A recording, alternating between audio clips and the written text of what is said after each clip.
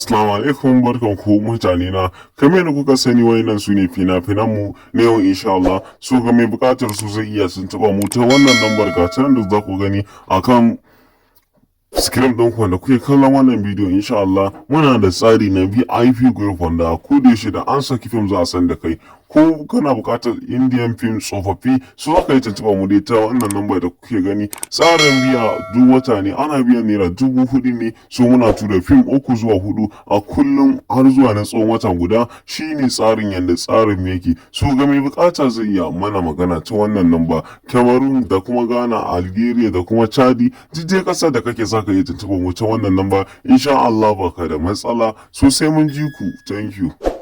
Kada ku manta da yin subscribe sannan kuma da like in yau ne farkon zuwanka.